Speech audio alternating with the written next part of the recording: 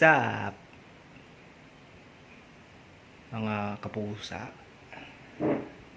Ngayon lang ako magbablog ngayon ulit dahil may trabaho ako.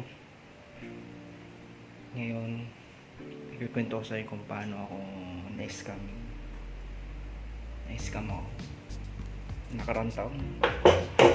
Ngayon lang ako naka-recover. Yeah. Mamaya, magsasabi muna ako.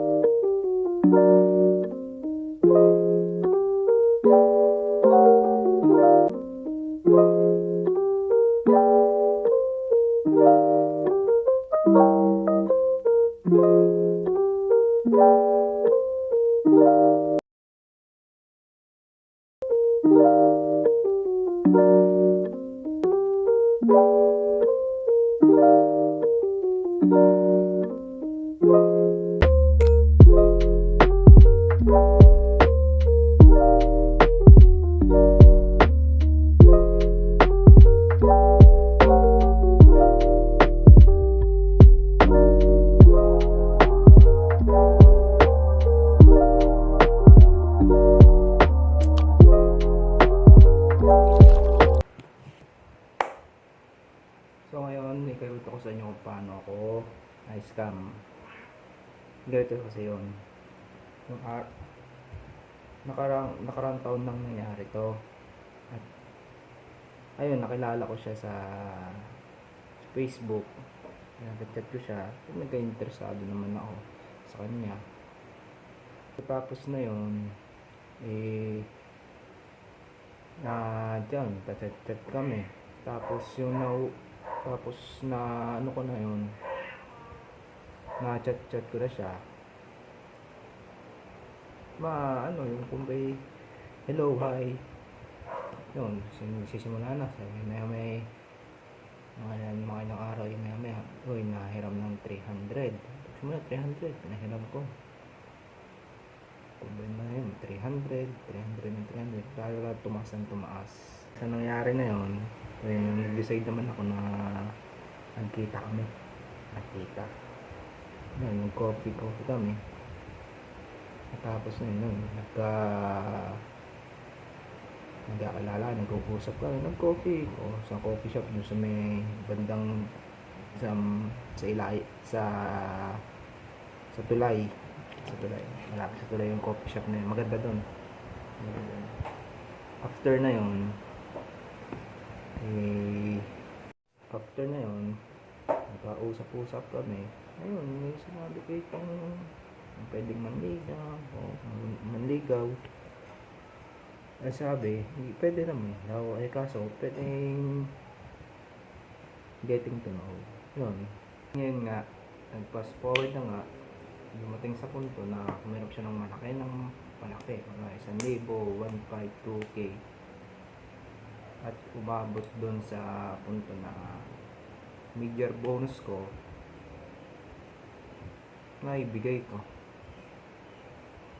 Major bonus ko at sahod, diba? Malaki yung halaga yun. Hindi ko lang sabihin, pero malaking halaga na yun.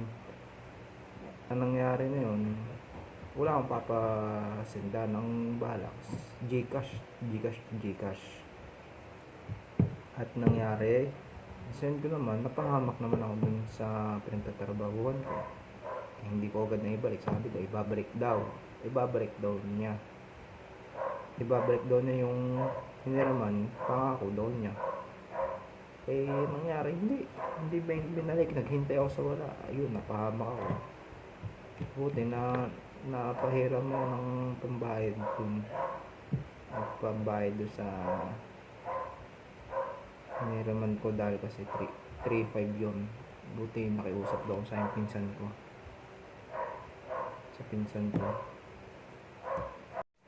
Tapos after na yun, nagpasensya naman ako doon sa pinag-cash in ko. Ayun, sirang-sira ako doon sa trabaho ko. Pati ako, kilala na ako doon. Apektado yung buhay ko, trabaho ko. kalusugan ko. Tapos after na yon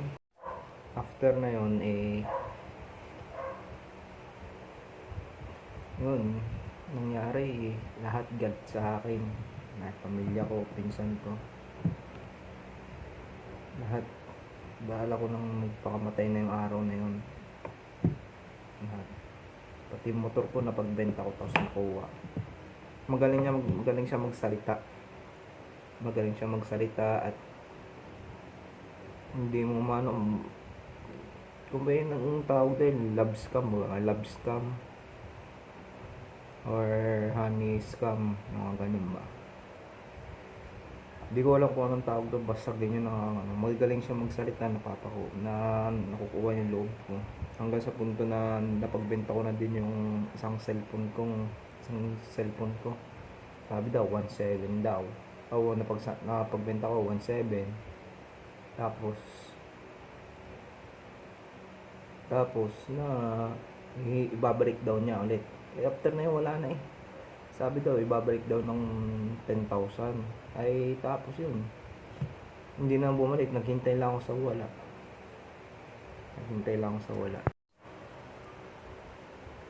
After na yun, wala. Yun, talagang namayat ako. 75 kilos to 63 kilos ako. Sobrang baksak nung namayat talaga ako. Apektado yung trabaho. Mamabsent ako, naawul ako. Lahat apektado. Then after that yun, lahat God sa pamilya ko, lahat. Bahala ko na talaga magpakamatay na yun.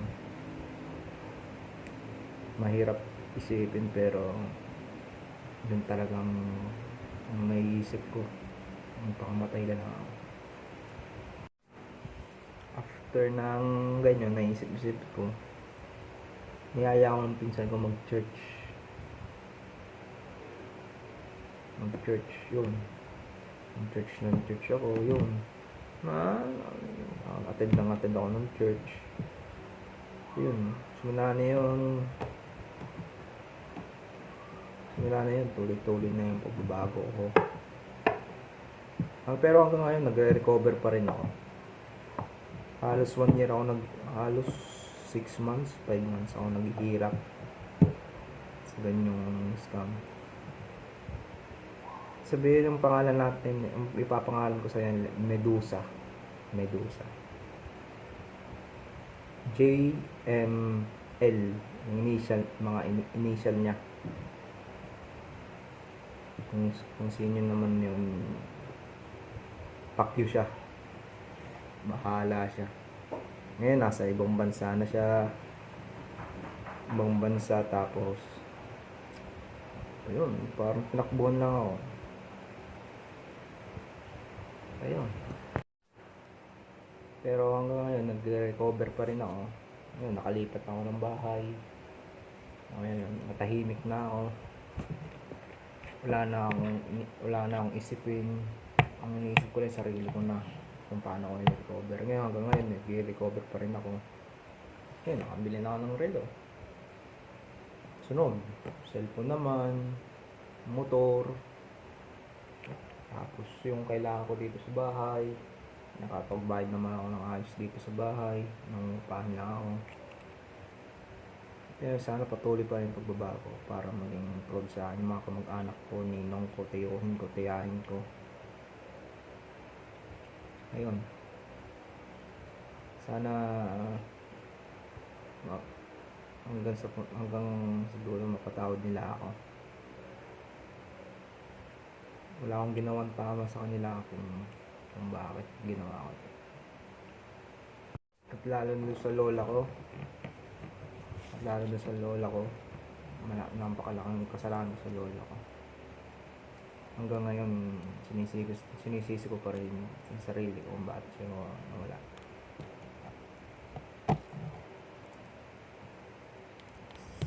Sana. Pero mag-ingat kayo sa mga nag-chat sa inyo. Nag-chat or kung sino mang nakikita nyo pogi sa profile picture sa Facebook, pogi o maganda. Huwag kayong maniwala dun sa mga ganyan. Mas maganda kinikilala nyo muna sa personal. Dahil mahirap na magtiwala sa online. Madaming scammer. Madaming nanloloko ng ibang tao. Kung naghahanap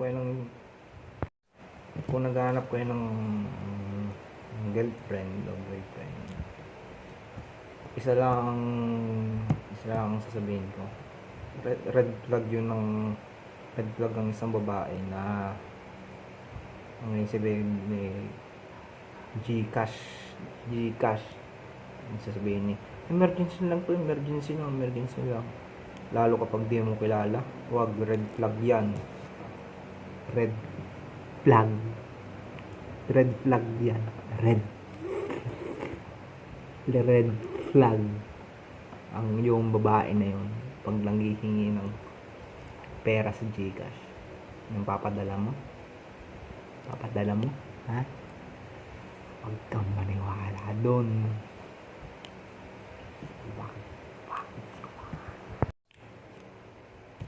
Huwag kang maniniwala doon. Papadala. Huwag kang papadala. Huwag kayong magtitiwala sa mga nakikita nyo sa social media, sa Facebook, Twitter, Instagram, wala. Basta huwag lang kayo nag-o-offer sa yan. Uy, tulungan mo ako, ganyan. Padalan mo, emergency lang. Lalo hindi nyo pakakilala at nakikita. Tapos ayaw pang mag-video call. At lalo hindi nyo pakilala sa personal. Nako, red flag yan. Huwag nyong entertain sila. Scammer yan. Based on my experience, wag dala. Lesson yun lang to sa akin. Yung pera makikita pa lang yan, pero yung buhay hindi. Hindi ko may babalik yung mga tiwala nila, pero sisikapin kong ibalik yung tiwala nila. Ang gagawin ko, magtatrabaho ng ayos, tutulungan ko sila kung anong kailangan nila. Hindi mabuting tao ako, mag-church ako. Yung kabutihan ba, yung hindi ko sila niloloko, naging totoo ako. Kung meron namang magawang kasalanan sa kanila, pasensya at sorry. Sana mawala yung mga scammer sa mundo. At sana huwag naman sila magloko, dahil kasi yung pera na yon pinaghirapan, hindi yung kinukuha. Hindi na kinukuha sa tabi-tabi. Pinaghihirapan, pawis at dugo. Tapos i-scam lang nila. Kapal ang mukha nila. Tandaan ninyo, may karma din sila. Hindi lang ngayon, maaaring bukas, maaaring mamaya or linggo, biglaan yan. Hindi mo masasabi kung kailan yung karma nila. Biglaan yan. Sana magsilbing aral to sa akin at sa mga nakakapanood nito. Sana mag-ingat kayo sa mga pinipindot nyo sa Facebook or sa mga link, dahil delikado na yung pera ninyo. Baka mapagaya kayo sa akin. Ngayon hindi ko na may babaw yung pera na yun, wala na eh. Pero kaya ko pang kitaan, higitan pa yun. Lalo may trabaho pa ako, kaya ko higitan yun. Within 1 year, kaya kong ibalik yun. Hindi ko sasabihin kung magkano, pero sobrang laki na yun. Pero kaya kong higitan yun. Ayun, sakit na puwing ako.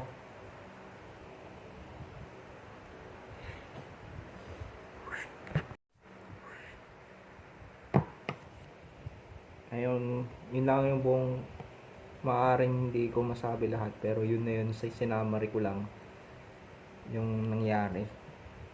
Kung pasensya na kung hindi nyo maintindihan masyado, pero yun lang sabihin ko, medyo masakit yung nangyari sa akin. Pero sana itong advice ko sa inyo na wag kayong magtitiwala sa internet, dahil maaaring ang ka-chat ninyo yung hindi nyo pa nakikilala nyo na sa chat. Kung wag kayong magtiwala, huwag kayong magtiwala sa kanila.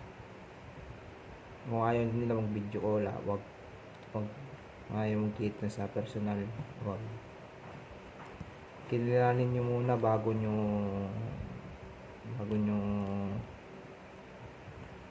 kilalanin nyo muna. Wag kayong ano yung pera ninyo, please. Wag kayong magtiwala doon. Mga motherfucker sila. Mga fucking shit sila.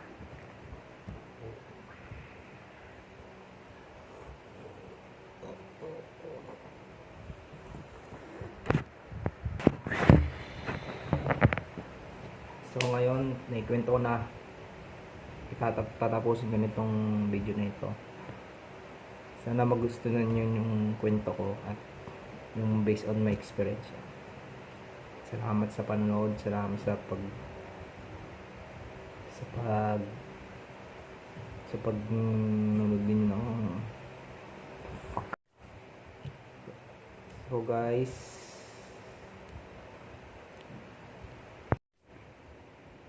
So guys, ito na lang, tatapos ko na lang itong video na ito dahil naikwento ko naman, sinamari ko lang.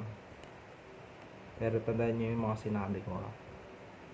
Wag kayo magtitiwala sa mga yung scammer.